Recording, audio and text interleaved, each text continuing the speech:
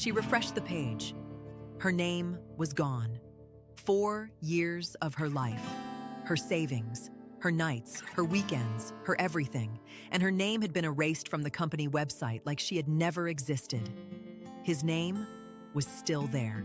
Sole founder, sole owner. She built that company. She built it from nothing. What she didn't know yet was that he'd been planning this for months. And what she did about it? He never saw it coming. This story was inspired by real events shared with our community. Her name is Nadia. By the time she was 31, Nadia had built something she was genuinely proud of. Not the flashy, overnight kind of proud, the kind that comes from years of quiet, unglamorous work. She had a degree in marketing and a talent for brand strategy that her clients called almost unfair. She knew how to take a small business and make it feel inevitable, like it was always going to be the one people chose.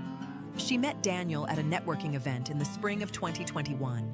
He was charming, well-connected, and had an idea for a boutique consulting agency that he freely admitted he had no idea how to execute. Nadia did. Within a week of that first conversation, they had shaken hands on a partnership. She would handle everything creative, the brand, the strategy, the client work. He would handle the business side, contracts, finances, investor relations. Split 50-50. For the first 2 years, it worked. They landed clients faster than either of them expected. By 2023, they were billing $180,000 a year. By early 2024, they had investors circling. Nadia loved what they'd built.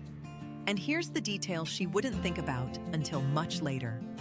The one that was always there if she'd looked at it differently. Daniel always handled the paperwork. Every contract, every registration, every filing. He said it was a fair division of labor. She told herself it made sense. The first flag came in late 2023. Nadia was putting together a pitch deck and needed to pull the company's trademark registration. She asked Daniel to send it. 2 weeks later, he still hadn't. She followed up. He sent a different document. The original application, not the final registration. She let it go. She told herself he was just disorganized. The second flag came 4 months later. A client mentioned casually that Daniel had reached out to discuss some changes. Nadia wasn't on that call. She hadn't been briefed on any changes. She asked him to loop her in next time. She told herself she was overreacting. The third flag was the one she almost caught. In January of 2025, she noticed that her login to one of their business accounts had stopped working. She messaged Daniel. He said there'd been a security update and that IT was fixing it. Within a day, her access was restored. She told herself it was a glitch. It wasn't a glitch. The call came on a Thursday morning in February. It was one of their suppliers, a printing vendor they'd worked with for 2 years. The woman on the phone sounded genuinely confused. She said, "I'm calling to confirm that Nadia is no longer with the company. We received an email from Daniel last week saying she'd resigned." Nadia didn't breathe for a moment. She said very carefully, "Can you forward me that email?" She hung up and sat completely still. Then she opened her laptop. She went to the company website. That's when she saw it. Her name, gone. His name, everywhere. She tried to log into their primary business banking portal. Access denied. She tried the investor portal. Access denied. She pulled up the state business registry and searched for their company name. Sole owner, Daniel. She searched for the trademark they'd filed together in 2022. Registrant, Daniel. Her hands were shaking, not from panic, from something colder than panic. She called Daniel.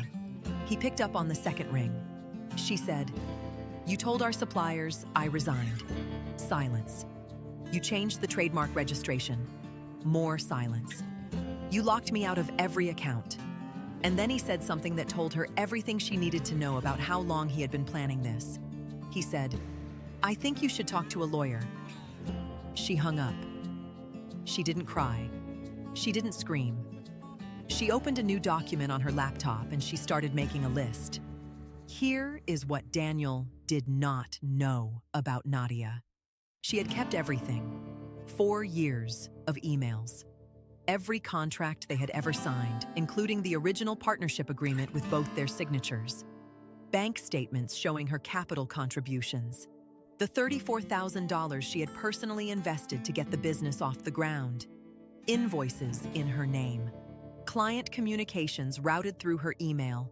A paper trail so complete it read less like an accident and more like someone who always suspected she might need it. She called a business attorney the same afternoon. He listened. Then he said, "This is fraud, and you have more than enough documentation to prove it." Within 48 hours, her attorney had filed for an emergency temporary restraining order. They submitted 92 pages of supporting documentation. Nadia didn't tell anyone what she was doing. She went about her week like everything was fine. Daniel, meanwhile, had already started sending emails to their investors announcing exciting new leadership and implying that Nadia had left amicably. He had no idea what was coming. 72 hours after she filed, the judge granted the emergency injunction. Daniel was ordered to restore Nadia's access to all business accounts immediately. He was prohibited from making any further changes to the company's legal registrations pending a full hearing. The trademark was flagged for review based on the documentation she'd provided, showing joint authorship and co-investment. When Daniel received the order, he called her. She let it go to voicemail. At the full hearing, 6 weeks later, Nadia presented the 92 pages of documentation. The original partnership agreement, the bank records, the client emails, the supplier emails, including the one he'd sent announcing her resignation. The judge reversed the trademark registration, ordered an accounting of all business assets, and noted, for the record, that the behavior documented in the filing represented a deliberate and calculated attempt to defraud a co-owner of a jointly built enterprise. The company was valued at $280,000 at the time of the hearing. Daniel walked away with nothing.